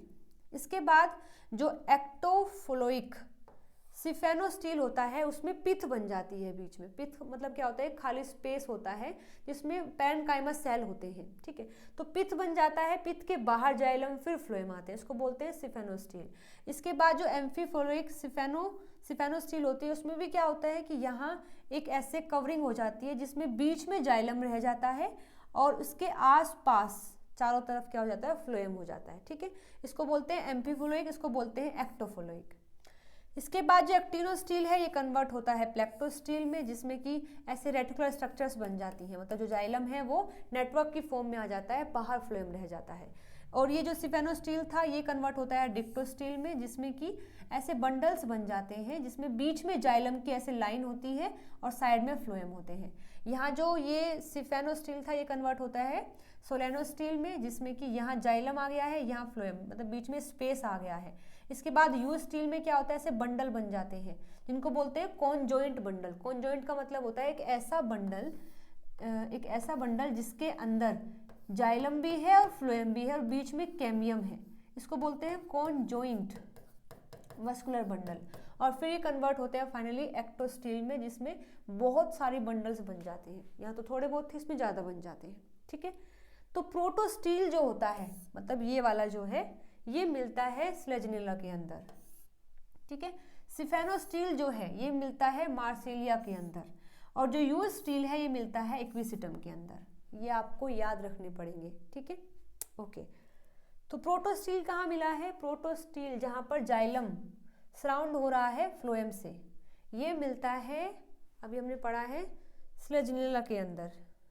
ठीक है, तो यानी ए का हो जाएगा सी, ए का है सी, 1 का है सी, और 1 का सी हमें दिया है फर्स्ट में और फोर्थ में। ठीक है, इसके बाद सिफेनोस्टील, जिसमें सेंटर में पिथ बन जाती है और बाहर जाइलम फ्लोएम होते हैं, यानी कि ये वाला सिफेनोस्टील का है कि जिसमें पिथ बन जाती है। ठीक है, और ये मिलता है हमें मार्सिलिया के अंदर।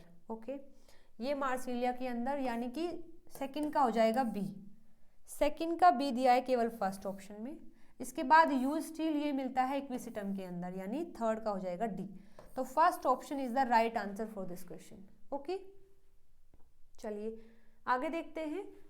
ये भी आया है यूनिट नंबर 9 से ही, यानी डाइवर्सिटी ऑफ ऑर्गेनिज्म से ही। और यहाँ आपको दिया है फीमेल गैमेटोफाइट, और ये फीमेल गैमेटोफाइट कहाँ मिलता है, कौन से प्लांट में मिलता है, ये आपको नाम बताना है। ठीक है, तो फीमेल गैमेटोफाइट देखो क्या होता है, मैं आपको बता देती हूँ कि जैसे प्लांट के अंदर जो फ्लावर होता है, फ्लावर पर जो फीमेल पार्ट होता है उसकी स्ट्रक्चर कुछ ऐसी होती है, मतलब स्टिग्मा होता है, स्टाइल और फिर ओवरी, स्टिग्मा स्टाइल ओवरी, और ये जो ओवरी होती है उसके अंदर होता है ओव्यूल। मैं यहाँ दिखा देती हूँ, ओवरी के अंदर होता है ओव्यूल। ओव्यूल के अंदर बहुत सारा न्यूसेलस भरा होता है, मतलब सेल होते हैं न्यूसेलस, जो कि 2n होते हैं, मतलब डिप्लॉइड होते हैं। उन्हीं में से एक न्यूसेलस एक्ट करने लगता है एज अ एमएमसी, यानी मेगास्पोर मदर सेल की तरह वो एक्ट करने लगता है, और उसमें होता है मियोसिस। हमें पता है मियोसिस में 4 सेल बनते हैं, तो पहले वो न्यूसेलस 2n था, लेकिन फिर उसमें जो एक सेल था वो कन्वर्ट हो गया 4 सेल में, और ये चारों हैप्लॉइड हो गए हैं, इनको बोलते हैं मेगास्पोर। ये क्या बने हैं, 4 मेगास्पोर बन गए हैं। अब कुछ प्लांट में ऐसा होता है कि ये चारों मेगास्पोर आगे डिवाइड करते हैं और फीमेल गैमेटोफाइट बनाते हैं। कुछ में ऐसा होता है कि 3 डिजनरेट हो जाते हैं, केवल एक ही बचता है, वो एक ही जाकर के काम करता है। तो अगर केवल एक काम करता है और उससे बनता है फीमेल गैमेटोफाइट, तो उसको बोलते हैं मोनोस्पोरिक गैमेटोफाइट बोलते हैं उसको, क्योंकि वो एक ही स्पोर से बना है। और अगर कोई फीमेल गैमेटोफाइट 2 स्पोर से बना है तो उसको बाइस्पोरिक, 3 से बना है ट्राइस्पोरिक, 4 से बना है टेट्रास्पोरिक बोलते हैं। ठीक है, उसके अंदर कितने न्यूक्लियस बनते हैं उसके बिहाफ पर भी हम नाम रखते हैं। जैसे देखो, अगर केवल एक से बना है तो उसको हमने मोनोस्पोरिक बोला है। अब इस एक ने कितनी बार अपने अंदर माइटोसिस किया है, ठीक है, तो माइटोसिस करने के बाद उसमें न्यूक्लियस इकट्ठे हो जाते हैं। तो अगर यहाँ 8 न्यूक्लियस बने हैं, ऐसे करके 8 न्यूक्लियस बने हैं, 6 3 3 6 7 8, तो उसको बोलते हैं मोनोस्पोरिक 8 न्यूक्लिएटेड। और देखो, एक को 8 बनने में कितनी बार माइटोसिस करना पड़ेगा, 8 है तो यानी 1 से बने पहले 2, फिर 2 से बने 4, फिर 4 से बने 8। ठीक है, यानी इसने एक बार यहाँ माइटोसिस किया, एक बार यहाँ माइटोसिस किया, एक बार यहाँ, तो इसको हम ट्राई माइटोटिक भी बोल देते हैं। ये 2-3 नाम होते हैं इसके। एक तो मोनोस्पोरिक मतलब एक ही स्पोर से बना है, 8 न्यूक्लिएटेड मतलब 8 न्यूक्लियस है, और वो 8 न्यूक्लियस बने कैसे हैं, with the help of try mitotic, मतलब 3 बार माइटोसिस करने से। तो माइटोसिस कैसा होता है, यहाँ पर बस लगातार न्यूक्लियस डिवाइड करते रहते हैं, सेल डिवाइड नहीं करता, तो इसलिए एक ही सेल के अंदर सारे न्यूक्लियस इकट्ठे हो जाते हैं। ठीक है, ओके, तो आई होप चीज़ें यहाँ तक समझ आ गई हैं। अब आपसे यहाँ ऐसे पूछा है कि वो मोनोस्पोरिक है, इसमें 8 न्यूक्लियस है, या फिर मोनोस्पोरिक 4 न्यूक्लिएटेड है, बाइस्पोरिक है 8 न्यूक्लिएटेड है, टेट्रास्पोरिक है 16 न्यूक्लिएटेड है, ये आपको बताना है। ठीक है, चलिए तो देख लेते हैं। देखो, यहाँ पर बताया है कि ये 4 मेगास्पोर हैं, 4 में से केवल 1 एक्टिवेट हुआ, बाकी 3 डिजनरेट हो गए, तो मतलब ये कैसा है, मोनोस्पोरिक है फॉर श्योर। और उस मोनोस्पोर ने, मतलब एक स्पोर ने केवल 2 बार ही माइटोसिस की। जब 2 बार माइटोसिस की तो 4 सेल बने, मतलब 4 न्यूक्लियस बने, जिसमें देखो 3 यहाँ है, 1 यहाँ है, तो उसको बोलते हैं मोनोस्पोरिक बाई माइटोटिक। और उसमें 4 न्यूक्लिएटेड है तो उसको मोनोस्पोरिक 4 न्यूक्लिएटेड भी बोलते हैं। इसका एग्जाम्पल है ओनोथेरा। ठीक है, तो ओनोथेरा में क्या होते हैं, मोनोस्पोरिक होता है और 4 न्यूक्लियस होते हैं, मतलब कि 4 न्यूक्लिएटेड हो जाएगा। ठीक है, चलिए इसको मैच कर लेते हैं। ओइनोथेरा में क्या है, ओइनोथेरा में मोनोस्पोरिक है और 4 न्यूक्लिएटेड है, यानी सेकंड का हो जाएगा बी। सेकंड का बी हमें 3 में दिया है, तो हम फर्स्ट को कट कर सकते हैं केवल। ओके, आगे देखते हैं। मोनोस्पोरिक है मतलब 4 मेगास्पोर थे, केवल एक ही लास्ट में 1 एक्टिवेट रहा, 3 डिजनरेट हो गए, तो मोनोस्पोरिक तो ये है। लेकिन इसने एक ही स्पोर ने यहाँ तो 2 बार माइटोसिस की थी, तो केवल 4 ही सेल बन पाए थे, मतलब 4 ही न्यूक्लियस बन पाए थे। लेकिन यहाँ पर एक ही स्पोर ने 3 बार माइटोसिस की है, तो यहाँ 8 न्यूक्लियस बने हैं, इसलिए हम इसको बोलते हैं मोनोस्पोरिक 8 न्यूक्लिएटेड, जिसका एग्जाम्पल है पोलीगोनम। ठीक है, चलिए उसको भी मैच कर लेते हैं।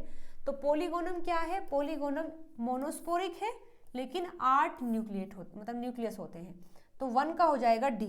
1 का डी हमें दिया है सेकंड में, फोर्थ में, यानी मैं थर्ड को कट कर सकती हूँ। अगेन बात आती है नेक्स्ट, तो यहाँ पर 4 मेगास्पोर थे, लेकिन 4 में से 2 डिजनरेट कर गए, 2 बचे हैं, तो यानी ये बाइस्पोरिक होगा। अब ये बाइस्पोरिक है और दोनों स्पोर ने 2-2 बार माइटोसिस की है, तो कितने बन जाएंगे, 8 न्यूक्लियस बनेंगे। 2 ने मतलब 2 बार किया तो 4, और 2 ने 2 बार किया तो 4, 4 4 8, तो इसको हम बोलते हैं बाइस्पोरिक है और 8 न्यूक्लिएटेड है। एग्जाम्पल है एलियम। एलियम जो मतलब अनियन जो होता है, उसका साइंटिफिक नेम है एलियम। तो एलियम के अंदर क्या होता है, बाइस्पोरिक होता है और 8 न्यूक्लिएटेड होता है। चलिए मैच कर लेते हैं, बाइस्पोरिक 8 न्यूक्लिएटेड। बाइस्पोरिक है, 8 न्यूक्लिएटेड है, किसके अंदर, एलियम के, यानी कि थर्ड का हो जाएगा ए, और थर्ड का ए हमें दिया है केवल सेकंड ऑप्शन में। अब जाकर के हम अपने सही आंसर पर आए हैं। इसके बाद टेट्रास्पोरिक 16 न्यूक्लिएटेड, मतलब टेट्रास्पोरिक मतलब चारों जो स्पोर हैं वो एक्टिवेट हैं और चारों ने 2-2 बार माइटोसिस किया है। ठीक है, टेट्रास्पोरिक यानी 4 मेगास्पोर थे, चारों एक्टिवेट हैं, चारों ने 2-2 बार माइटोसिस किया है, तो 16 सेल बनेंगे, 16 न्यूक्लियस बनेंगे। तो टेट्रास्पोरिक 16 न्यूक्लिएटेड एग्जाम्पल है पेपरोमिया। ठीक है, पेपरोमिया एग्जाम्पल है टेट्रास्पोरिक 16 न्यूक्लिएटेड का, यानी फोर्थ का हो जाएगा सी, यानी second option is the right answer for this question. I hope यहाँ तक चीजें समझ आ गई हैं। चलिए बात कर लेते हैं अपने अगले क्वेश्चन की। अगेन यूनिट नंबर 9 से ही है ये क्वेश्चन। और देखो यहाँ पर आपको दिया है प्लांट की community in the column x और कॉलम वाई के अंदर दिया है कि उनकी ग्रोथ फॉर्म कैसी है। इस पर अभी रिसेंटली मैंने क्वेश्चन करवाया भी है तुम्हें मैचिंग टाइप में ही, जो लास्ट ईयर का क्वेश्चन था, इसमें भी यहाँ से क्वेश्चन आया हुआ था। तो ड्राई ग्रासलैंड में जो प्लांट होते हैं उनमें कौन सा ग्रोथ फॉर्म मिलता है, सेमी डेजर्ट में कैसा मिलता है, ट्रॉपिकल में कैसा मिलता है और टुंड्रा में कैसा मिलता है, ये आपको मैच करके बताना है। तो देखिए यहाँ पर क्या होता है कि जो हेमिक्रिप्टोफाइट्स होते हैं, हेमिक्रिप्टोफाइट जो होते हैं इसमें 6 स्ट्रक्चर दी हुई है। हेमिक्रिप्टोफाइट्स वो होते हैं जिनकी विंटर बर्ड्स क्या होती हैं, जैसे ही अनफेवरेबल कंडीशन आती है तो उसमें ये बर्ड जो होती हैं अपने आप को स्टोर कर लेती हैं ताकि आगे जब फेवरेबल कंडीशन आए तो वो फिर से ग्रो कर सके, उसको विंटर बर्ड बोलते हैं।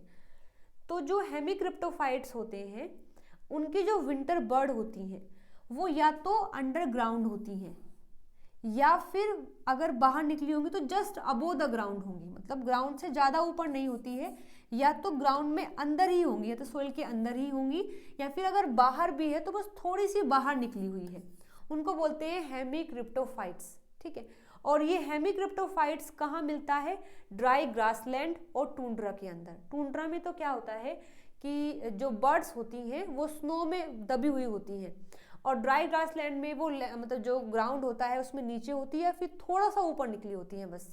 तो ड्राई ग्रासलैंड और टुंड्रा में कहाँ होती हैं, हेमिक्रिप्टोफाइट्स होते हैं। ग्रोथ फॉर्म कैसा है, हेमिक्रिप्टोफाइट है। इसके बाद नेक्स्ट है कैमियोफाइट्स। देखो कैमियोफाइट्स में क्या होता है कि जो बर्ड होती हैं वो मतलब अबोव द ग्राउंड होती हैं लेकिन ज़्यादा ऊपर तक नहीं होती। कितना होती है, देखो लिखा है winter bird up to 50 centimetre above the ground से 50 सेंटीमीटर अबोव पर ही इनकी जो ये विंटर बर्ड है जो ब्लैक कलर में दी है वो प्रेजेंट होती हैं, उनको बोलते हैं कैमियोफाइट्स। और ये मिलता है सेमी डेजर्ट जो होते हैं वहाँ देखने को मिलता है। इसके बाद जो फिनेरोफाइट्स होते हैं उनकी जो विंटर बर्ड होती हैं वो 50 सेंटीमीटर से अबोव होती हैं, मतलब ग्राउंड से 50 सेंटीमीटर तक वो बर्ड निकली हुई होती हैं, उन्हें बोलते हैं फिनेरोफाइट्स। वो मिलते हैं ट्रॉपिकल फॉरेस्ट में। ठीक है, चलिए तो मैच कर लेते हैं। तो ड्राई ग्रासलैंड में भी कैसा मिलता है, हेमिक्रिप्टोफाइट, यानी इसका भी सी हो जाएगा। और टुंड्रा में भी क्या मिलता है, हेमिक्रिप्टोफाइट, यानी इसका भी सी हो जाएगा। ट्रॉपिकल फॉरेस्ट में हमें मिलता है फ्लेरोफाइट, यानी इसका डी हो जाएगा। सेमी डेजर्ट में मिलता है हमें कैमियोफाइट, यानी इसका ए हो जाएगा। तो 1 का सी है, 1 का सी है, ओके। और 4th का भी सी है, तो 1 का सी है, 4th का भी सी है, 2nd का ए है और 3rd का डी है, यानी 4th option is the right answer for this question. Okay, चलिए बात करते हैं अपने अगले क्वेश्चन की। अगेन ये भी यूनिट नंबर 9 से ही आया है, या फिर आप इसको कर सकते हैं यूनिट नंबर 10 से। इकोलॉजी से भी ये क्वेश्चन है। इन्वेजिव जो स्पीसीज होती हैं जो अपने एरिया को छोड़कर किसी नए एरिया में इन्वेड कर जाती हैं, रहने आ जाती हैं, उनको बोलते हैं इन्वेजिव प्लांट्स। तो यहाँ आपको इन्वेजिव प्लांट्स दिए हुए हैं और यहाँ आपसे पूछा है कि कौन से एरिया में आकर के वो रह रही हैं अब। ठीक है, ये आपसे पूछा है। ठीक है, तो देखो यहाँ पर कर लेते हैं। जो लेंटाना कैमरा होता है, लेंटाना कैमारा जो होता है वो आया है प्राई और मोइस्ट ट्रॉपिकल फॉरेस्ट के अंदर, जबकि जो आइकोनिया होता है वो आया है वेटलैंड के अंदर, जबकि जो प्रोसोपिस जूलीफ्लोरा होता है ये आया है एरिड और सेमी एरिड हैबिटेट में। देखो इसमें समझाने का कुछ भी नहीं है, आपको चीज़ें बस याद करनी है। ठीक है, कि जो आइकोनिया है वेटलैंड में आया है, जो लेंटाना है वो ड्राई मोइस्ट ट्रॉपिकल फॉरेस्ट में आया है, और जो प्रोसोपिस होता है ये एरिड और सेमी एरिड हैबिटेट्स में आया है। चलिए मैच कर लेते हैं। जो आइकोनिया है वेटलैंड में, यानी ए का हो जाएगा 3rd। ए का 3rd हमें दिया है 2 ऑप्शन में, फर्स्ट को कट कर सकती हूँ, सेकंड को कट कर सकती हूँ। लेंटाना कहाँ पर आया है, ड्राई और मॉइस्ट में, यानी बी का 2nd, और बी का 2nd आपको दिया है केवल यहाँ पर। और जो प्रोसोपिस है ये आया है एरिड और सेमी एरिड, यानी सी का 1। तो 3rd option is the right answer for this question. Okay, चलिए बात कर लेते हैं अपने अगले क्वेश्चन की। ये है यूनिट नंबर 10 से ही है, यूनिट नंबर 10, हाँ यूनिट नंबर 10 से ही है, इकोलॉजी से। इसमें यहाँ दिया हुआ है ट्रेट और यहाँ दिया है उनका फंक्शन, मतलब कोई भी ऑर्गेनिज्म अगर इन चीज़ों को डेवलप करता है तो उनसे क्या फ़ायदा मिलता है, ये आपसे पूछा है। तो देखो कोऑपरेटिव हंटिंग, कोऑपरेटिव हंटिंग क्या होता है कि कई सारे जो प्रीडेटर होते हैं, शिकार जो होते हैं, वो मिलकर के नहीं, जो शिकारी होते हैं मतलब जो प्रीडेटर होते हैं मिल करके शिकार करते हैं। जैसे मानो कि अगर 2-3 शेर हैं, वो मिलकर के एक हिरन को मार दें, तो चांस ये होता है कि वो हिरन मर जाएगा। हालांकि शेर अकेला भी काफ़ी होता है, आप कोई और भी एग्जाम्पल ले सकते हैं। इसमें मतलब ये है कि कई सारे प्रीडेटर जो शिकारी होते हैं वो मिलकर के हंटिंग करते हैं, शिकार करते हैं। इससे चांस ये रहता है कि जिसका वे शिकार कर रहे हैं वो हो जाता है, मतलब मर जाता है, उन्हें फूड मिल जाता है। ठीक है, तो कोऑपरेटिव हंटिंग करने से क्या होता है, वो फूड को एक्वायर कर लेते हैं। यानी थर्ड का हो जाएगा ए, थर्ड का ए दिया है हमें थर्ड में और सेकंड में, यानी मैं फर्स्ट को कट कर सकती हूँ और फोर्थ को कट कर सकती हूँ। ओके, इसके बाद देखो सॉन्ग।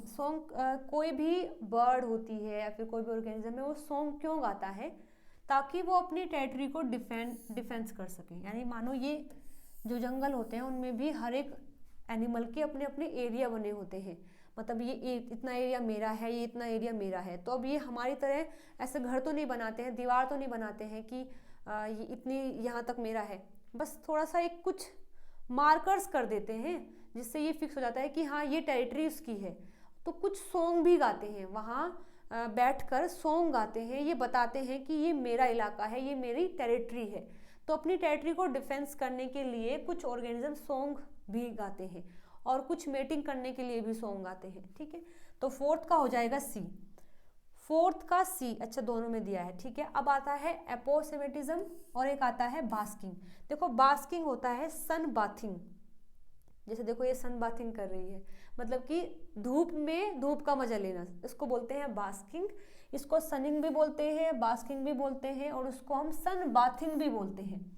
ये एक थर्मो रेगुलेटरी और कंफर्ट बिहेवियर होता है जो कई सारे ह्यूमंस, एनिमल्स के द्वारा और बर्ड के द्वारा, रेप्टाइल के द्वारा किया जाता है। मतलब ह्यूमंस भी करते हैं, एनिमल्स करती हैं, बर्ड्स करती हैं, अपने बॉडी के टेम्परेचर को रेगुलेट करने के लिए, थर्मो रेगुलेशन के लिए वो सन बाथिंग की जाती है। तो ये सन बाथिंग होती है जिसमें थर्मो रेगुलेशन चलता है। तो बास्किंग किसके लिए, थर्मो रेगुलेशन के लिए, यानी सेकंड का डी। और सेकंड का डी हमें दिया केवल थर्ड ऑप्शन में, यानी मैं सेकंड को भी कट कर सकती हूँ। इसके बाद आता है एपोसेमेटिज्म। देखो ये क्या होता है कि कुछ ऑर्गेनिज्म हार्मफुल होते हैं, वो वाकई में हार्मफुल होते हैं, मतलब अगर कोई इन्हें खाएगा तो वो डेंजरस होते हैं, पॉइजनस होते हैं, तो वो मर जाएगा प्रीडेटर अगर उनको खाएगा। तो ये बात तो इन्हें पता है, मानो ये ऑर्गेनिज्म से पता है कि मैं बहुत खतरनाक हूँ, और ये इसके लिए अच्छी बात भी है कि ये खतरनाक है, क्योंकि अगर ये खतरनाक है तो कोई इसको खाएगा नहीं। लेकिन ये सोच रहा है कि मैं कैसे बताऊं मेरे प्रीडेटर को कि मैं खतरनाक हूँ। तो वो क्या करता है, अपनी बॉडी के अंदर कुछ ऐसे कलर, बॉडी के ऊपर कुछ ऐसे कलर डेवलप कर लेता है जो दिखने में हार्मफुल लगते हैं। तो कोई भी ऑर्गेनिज्म जब ऐसे कलर को अपनी बॉडी के ऊपर लगाता है, बनाता है, डेवलप करता है, ये दिखाने के लिए कि मैं हानिकारक हूँ, मैं खतरनाक हूँ, तो इस प्रोसेस को बोलते हैं एपोसेमेटिज्म। ठीक है, तो देखिए aposematism is a biological mechanism used by the dangerous organism to advertise their dangerous nature to potential predator. मतलब कुछ ऑर्गेनिज्म जो वाकई में डेंजरस होते हैं, तो अपना एडवर्टाइज देने के लिए, अपने आप के बारे में बताने के लिए किसी दूसरे प्रीडेटर को कि मुझे ना खाए, मैं हानिकारक हूँ, तो ये इसे बोलते हैं एपोसेमेटिज्म। ठीक है, ओके, तो 1 का हो जाएगा अवॉइडिंग द प्रीडेशन, 1 का बी। तो 1 का बी यानी कि third option is the right answer for this question. Okay, चलिए देखते हैं आगे। ओके, ये क्वेश्चन है, कॉलम एक्स के अंदर आपको डिजीज का नाम दिया गया है और कॉलम वाई के अंदर आपको बताया है कि कौन से प्रोटीन की हेल्प से हम उसको डायग्नोसिस कर सकते हैं, ये आपसे पूछा हुआ है। देखो फर्स्ट दिया है मायोकार्डियल इन्फेक्शंस। देखो ये क्या होता है, हार्ट अटैक जो होता है उसी का दूसरा नाम है मायोकार्डियल इन्फेक्शन। क्या होता है हार्ट अटैक में, ये एक मेडिकल इमरजेंसी कंडीशन है जिसके अंदर जो हार्ट की मसल्स होती हैं वो मरना स्टार्ट कर देती है, क्योंकि उनको प्रॉपर ऑक्सीजन नहीं मिल पाती है, वहाँ ब्लड फ्लो नहीं हो पाता है, जिस वजह से ऑक्सीजन नहीं आ पाती है, और हमारे हार्ट की जो मसल्स होती हैं वो डाई करना स्टार्ट कर देती हैं, उसको हार्ट अटैक बोलते हैं। इसके डायग्नोसिस के लिए जो प्रोटीन यूज़ किए जाते हैं वो है केरेटिन काइनेज और ट्रोपोनिन। इसके बाद सेकंड दिया है पैनक्रिएटिसिस। ये क्या है? पैनक्रियाज जो होती है, ये एक ग्लैंड है जो हमारी बॉडी में मिलती है, पैनक्रियाज। जब ये रेडनेस, इसके अंदर रेडनेस हो जाती है, स्वेलिंग हो जाती है पैनक्रियाज की, तो इस कंडीशन को बोलते हैं पैनक्रिएटिसिस। ये कब होती है? जब हमारे डाइजेस्टिव जूसेस जो होते हैं वो पैनक्रियाज पर अटैक कर देते हैं। ठीक है, पैनक्रियाज क्या करता है? डाइजेस्टिव जूस बनाता है ताकि हमारा फूड डाइजेस्ट हो सके।